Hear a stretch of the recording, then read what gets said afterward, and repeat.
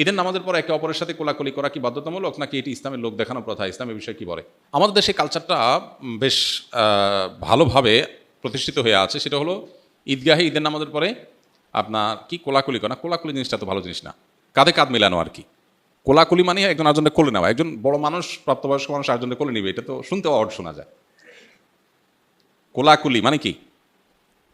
আমি আপনার কোলে উঠলাম, আপনারা আমার কোলে উঠাইলাম, শুনতে তো ভালো শোনা যায় না। যাই হোক, শব্দটা যদিও কোলাকুলি বলা হয়, এখানে উদ্দেশ্য মুআনাকা। হাদিস আমাদেরকে করতে বলেছে কি? মুআনাকা। মুআনাকা মানে কি? কাঁধে কাঁধ মিলানো।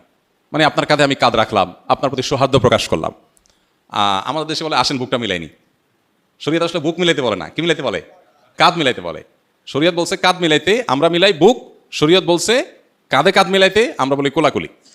এটা ছোট ভুল অবশ্য, অনেক সময় বলার ভুল হয়, উদ্দেশ্য ওইটাই হয়, অত এটা তেমন মেজর কোনো অসুবিধা নেই। মূল বিষয়টা হলো ঈদের নামাজের পরে আমরা কোলাকুলি করব কি না। ঈদের নতুন জামা পরে ছবি তুলে সোশ্যাল মিডিয়া আপলোড করা কি জায়েজ? এতে কি রিয়া বা অহংকার হয়?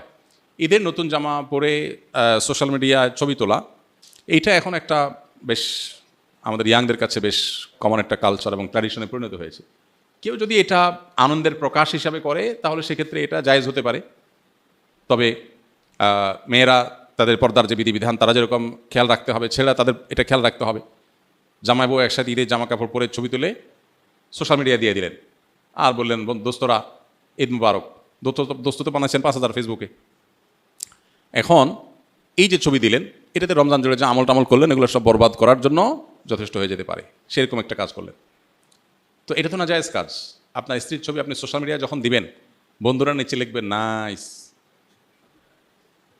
এই নাইসের মানে কি বুঝতেছেন আপনি? সে কি বুঝাইতে চাচ্ছে? একটু বিবেকটা খরচ করেন। একজন নারী খোলামেলাভাবে তাকে দেখে কেউ যদি বলে নাইস, এর মানে এই মহিলার সকল সৌন্দর্য পূর্ণরূপে অবলোকন করিয়া আমি মুগ্ধ তৃপ্ত হইয়া বললাম নাইস। এটা হলো নাইসের তর্জমা। আপনি এবার দেখেন তো আপনার কাছে কেমন লাগছে? নিজের পরিবারের মেয়েদের খোলামেলা পোশাকে সোশ্যাল মিডিয়াতে হোক, অফলাইনে হোক, মানুষের সামনে উপস্থাপন করার পর যারা দেখে, তারা দেখার পর তাদের মনোজগতে যে চিন্তার উদ্রেক হওয়ার কথা সেটা আমাদের সবার জানা। এটা প্রকৃতিগতভাবে, সৃষ্টিগতভাবে এটা খুবই কমন এবং সাধারণ এবং স্বাভাবিক বিষয়। আপনি কিন্তু জানেন। কিভাবে জানেন? কারণ আপনি নিজে কি করেন, বা আপনার এরকম সিচুয়েশনে আপনার মানসিকতার অবস্থা কী হয় আপনি চিন্তা করেন, তাহলে আপনার ফ্যামিলি মেয়েদের ব্যাপারে একই কথা হয়। যেগুলো মানুষ মনে মনে চিন্তা করে এগুলো তো মুখে বলতো আপনি জুতা নিয়ে দৌড়াতেন, কিন্তু আপনি বুঝো না বুঝার ভান করছেন। শরীয়ত কেন পর্দার বিধান দিয়েছে? আপনি নিজেকে খুব উদার, খুব ব্রড, খুব আপনি একেবারে অনেক স্মার্ট, আধুনিক বানাচ্ছেন। আপনি তো আসলে সেকেলে। আপনি আপনার পরিবারের মেয়েদের মানুষের সামনে তাদের সৌন্দর্য উপস্থাপন করার মধ্য দিয়ে মানুষের কাছে যে বাজেভাবে তাদের উপস্থাপন করছেন, তাদের যে অপমান করছেন, এটা আপনি বোঝারও চেষ্টা করছেন না। শত শত পুরুষ দেখছে, মানলাম কেউ হয়তো অন্ধ, চোখে জ্যোতি কম, দেখেই না বেচারা। হতে পারে কিছু মানুষ ফিজিক্যালি অসুস্থ, তার মনে বাজে চিন্তা আসার সুযোগই নেই, অসুস্থ হতে পারে, এরকম আরও কিছু। কিন্তু শত শত হাজার হাজার মানুষ যখন দেখে, আপনি তো হলফ করে বলতে পারেন, নিশ্চিত বলতে পারেন যে কিছু মানুষ এখানে অবশ্যই মনে মনে তাকে নিয়ে জেনা করছে। সন্দেহ আছে কোনো? এইটুকু বোঝার জন্য তো পণ্ডিত হওয়ার দরকার নেই। তো আমার ফ্যামিলি একজন মেয়ে, আমার স্ত্রী, আমার বোন, আমার মা, আমার ফ্যামিলির কেউ, তাকে আমি মানুষের সামনে উপস্থাপন করে মানুষের কাছে এরকম নোংরা চিন্তা করার সুযোগ করে দিব, এটা কোনো রুচিশীল পুরুষ করতে পারে না। এখানে শুধুমাত্র শরীয়ী বিধানের ব্যাপার না, এটা রুচির প্রশ্ন। তো এই জিনিসটা আমরা অনেকে বোঝার চেষ্টা করি না। তো সোশ্যাল মিডিয়াতে আপনি যদি ছবি দেন ঈদকে কেন্দ্র করে, তাহলে সেক্ষেত্রে এই বিষয়গুলো মাথায় রাখা, যে হালাল হারাম পর্দার বিধিবিধানগুলো আমি কি করছি কিনা, সব কিছু প্রকাশ করার জিনিস না। এখানে যখনই রেস্ট্রিকশনের কথা আসে, শরীয়তের বিধিনিষেধের কথা আসে, আমরা মনে করি যে হুজুররা অনেক টাইট, আপনি অনেক কিছুর ছবি প্রকাশ করেন না, লুকান, সব কিছু আপনি দেখেন না। আপনিও যথেষ্ট কনজারভেটিভ অনেক ইস্যুতে, কিন্তু আল্লাহর বিধিবিধানের ভিত্তিতে যে ব্যক্তি নিজেকে নিয়ন্ত্রণ করে, আপনি তাকে নিয়ে বাজে কথা বলেন, তাকে নিয়ে আপনার মনে হয় সে অনেক কনজাস্টেড, সে অনেক সংকীর্ণ, আপনি মনে অনেক উদার। মূলত আপনি উদার না, আপনি উদাসীন। আপনি উদার না, আপনি আসলে উদাসীন। এই জন্য এই বিষয়গুলো খেয়াল রাখতে হবে। এমনিতে বাচ্চারা, ছেলেরা ঈদের আনন্দের প্রকাশ হিসাবে যদি ফটোগ্রাফিক ছবি তুলে সোশ্যাল মিডিয়াতে যায়, সেখানে হারাম কিছু না থাকে, প্রিন্টেড যেহেতু না, তো এটা নাজায়েজ না। অনেক ওলামা একরাম ফটোগ্রাফিক ছবি যেগুলো মোবাইলে বা আপনার ক্যামেরা ধারণ করা হয় সেগুলোকেও নাজায়েজ বলেন। তবে অনেক কোলামাকাম জায়েজ বলেন এবং জায়েজ ওয়াকুফ বলেন যারা, তাদের মতটা আমাদের কাছে শক্তিশালী মনে হয়। সেজন্য আমরা মনে করি যে এরকম ছবি সোশ্যাল মিডিয়াতে দিলে বা অন্য কোথাও দিলে ঈদের আনন্দের প্রকাশ হিসাবে, ঈদের কালচারাল একটা ইস্যু হিসাবে এটা জায়েজ, তবে এখানে হারাম কোনো জিনিস বা উপাদান যেন না থাকে, সেটা লক্ষণীয়। রমজান পরবর্তী ইবাদতের ধারাবাহিকতা ধরে রাখার কিছু উপায় বলে দিন। রমজান পরবর্তীতে ইবাদতের ধারা ধরে রাখার জন্য রমজানেই ভালো করে তাকওয়া চর্চা করতে হবে। রমজানে যার তাকওয়া চর্চা যত ভালো হবে, রমজানের পরে সেটা ধরে রাখা তত সহজ হবে, ইজি হবে ইনশাআল্লাহ বিইذনিল্লাহ। এবং আল্লাহ তাআলার কাছে দোয়া যেমন করতে হবে, রমজানের পরে দিনই পরিবেশে যত বেশি নিজেদেরকে রাখতে পারবো তত বেশি রমজানের ইবাদত ধারাবাহিকতা ধরে রাখা সহজ হবে ইনশাআল্লাহ বিইذনিল্লাহ। সেই চেষ্টা আমরা করব। রমজানের পরে আরেকটা ইবাদতের মৌসুম আসছে 2 মাস পরেই, সেটা হলো জিলহজের প্রথম দশক, 10 দিনের মৌসুম। এটা 30 দিনের মৌসুম, এটা হলো 10 দিনের মৌসুম।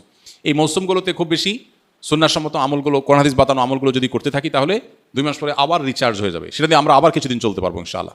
এভাবে শরিয়া যে আদেশ নিষেধগুলো করেছে সবগুলো কিন্তু আমরা পরিপূর্ণভাবে পালন করি ইনশাআল্লাহ বিইذনিল্লাহ, সারা বছরই এই ইবাদতের ধারাবাহিকতা ধরে রাখা সম্ভব হবে। আল্লাহ তাআলা আমাদের সবাইকে আমলের তৌফিক দান করুন। জাযাকুমুল্লাহ খাইর। কাঁধে কাঁধ মেলানো এটা ঈদের কোনো সুন্নাহ না। ঈদগাহে আমাদের দেশে যে কালচার দেখা যায়, ঈদের নামাজে সালাম ফিরানো হয়ে গেছে, খুতবা হয়ে গেছে, এবার উঠে সবাই কি শুরু করে, পুরা ঈদগাহ সবাই সবার কোলে নেয়, মানে মুআনাকা করে, কাঁধে কাঁধ মেলায়। আচ্ছা, তো এইটা ঈদের সুন্নাহ না, তবে সাক্ষাতের সুন্নাহ।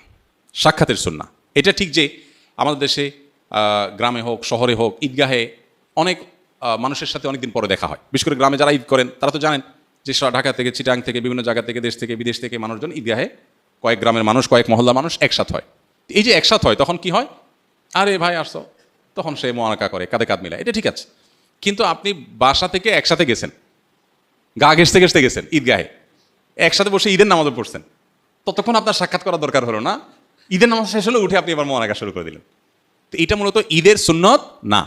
তারপরেও আমাদের ঈদের কালচারে পরিণত হয়েছে, এটা কালচারে পরিণত হয়েছে। এটা যদি মুআনাকার সুন্নাহ মনে না করে জাস্ট ঈদের শুভেচ্ছা বিনিময়ের অংশ হিসাবে, সামাজিক কৃষ্টি হিসাবে, আপনার কেউ কেউ কারোর সাথে হাসি মুখে সাক্ষাতের অংশ হিসাবে জাস্ট ঈদের কালচার হিসাবে কেউ করতে চায়, তো সেটা সুন্নাহ মনে না করলে, মুআনাকা মনে না করলে, এমনি একজন আরেকজনের সাথে হাত মিলানো, তারপরে আপনার বিভিন্নভাবে সৌহার্দ্য প্রকাশ করা, সৌহার্দ্য প্রকাশ, সম্প্রীতি প্রকাশ হিসাবে যদি হয়, সেটা একটা লেভেল পর্যন্ত হতে পারে।